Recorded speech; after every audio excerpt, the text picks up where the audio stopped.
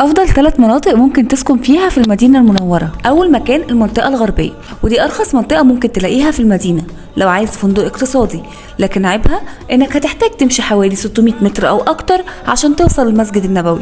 تاني مكان المنطقة الجنوبية، ودي الأقرب للروضة الشريفة، وأسعار الفنادق هناك تعتبر متوسطة قريبة جدا من باب الرجال، لكن عيبها إنها بعيدة جدا عن باب السيدات، ممكن يمشوا 5 دقايق أو أكتر عشان يوصلوا لبوابة السيدات. والميزة في المنطقة الجنوبية برضو إنها قريبة من مطعم البيك.